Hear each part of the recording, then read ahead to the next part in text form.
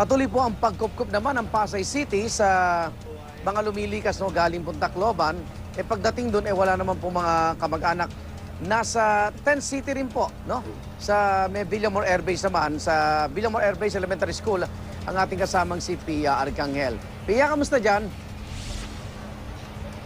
Good morning, Igan. Ito, mula na nga tayo ay mag-umpisa kaninang madaling araw, nadagdagan na ng isang pamilya na may 3 miyembro ang mga naririto ngayon sa 10th City, sa Villamor Air Base Elementary School sa Pasay City. At gaya ng sinabi natin, no, may mga nakahanda dito ng mga folding beds at bukod sa mga nakalatag na, may mga naka-standby na 50 folding beds na dagdag pa kung sakasakaling kakailanganin ng ating mga kapuso. At sa ngayon, meron po tayong mga nakilala yung mga iba, kaya sila napupunta dito dahil wala silang mapupuntahan pagdating nila dito sa Maynila. Unahin natin si Ate Patricia. Ma'am, kamusta po kayo? Okay, si Miss Patricia Pagala. Ma'am, balita po namin, mag-isa lang po kayo, wala kayong kaanak at galing po kayong Giwan. Opo.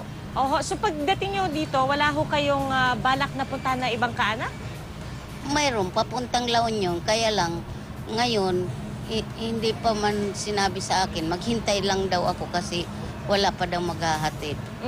Mapupunta. Pero yung mga kaanak nyo na nasa La Union, alam po nila na naririto kayo? Kasi kuan lang ng pagpunta ko dito, parang dagmitay. Dun nagdadagmit lang. Tapos hindi ako pinayagan para sa sabi niya nga, huwag kang pumunta kasi baka mamaya may bagyo pa doon.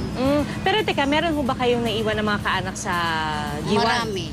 Oho. Mga pinsan? Oo, mayroon. Yung pupuntahan nyo dito po sa La Union? Kapatid ko. Kapatid po ninyo. At hindi pa niya alam kung kamusta kayo? Hindi pa. O Ay, sige, walang baka gusto nyo communication. manawagan sa kapatid ninyo. Violeta, nandito ako sa, din? Sa Villamor po sa Pasay. Villamor, Pasay. Papunta sana ako diyan, kaya lang wala pa akong, susunduin ako dito para papunta diyan. Papunta sa La Union. Pero sabi niya, kasi kagabi ako dumating dito, mga alas 5:30, nakasakay ako sa 1:30. Tapos sabi nila, maghintay-hintay lang, baka ibahahatid kayo, sabi niya. Kaya na ako naman naghihintay dito.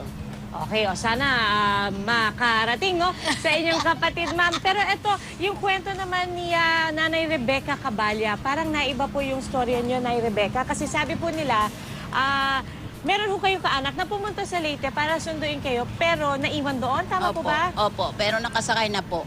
Oho, ano po Kanina. nangyari? Nagkasalisihan po kayo? Pumunta sila doon para Nagkahiwalay-hiwalay sunduin kayo? kami sa airport. Oho, Doon kami, kaya nauna kami sumakay sa C-130. oho, tapos? Tapos sila naman, kaninang madaling araw, nakasakay na din. Oho. Nandyan na sila sa airbase ngayon. Papunta na dito po. Okay. So, nagkausap na po kayo? Opo, nagka-text na okay. kami. O, sige. Tapos, pagkarating po nila dito, saan po kayo pupunta? Sa Antipolo po. Sa Antipolo. Okay. Tapos, may mga kaanak po kayo sa Antipolo? Ayun nga, yung susundo sa amin dito. Yung Paano pamangkin nyo ho ko. kaanak? Pamangkin ko yan. Pamangkin po ninyo. Pwede nyo ho bang ikwento sa amin kung anong nangyari sa inyo nung nandun kayo sa Tacloban? Sobra ang sa amin kasi yung bahay namin was outlaw. Mahirap. Tapos yung asawa ko na mabuti na lang walang nangyari sa kanya. Pero may sugat siya. Yun nga ang inaano ko. Pero mabuti na lang walang nawala sa amin. Oho. At kumpleto po ang inyong Opo. pamilya. Opo. Oho, nako. Babangon tayo lahat mula dito. Nako, maraming salamat po, Nay Rebecca. So at least, no, yung pamilya nyo nandito, kumpleto po kayo. Igan, kayo ba? Baka meron ka mga katanungan, Igan? Okay, Pia. Wala bang yung libreng pasahe na serbisyo ang ating gobyerno?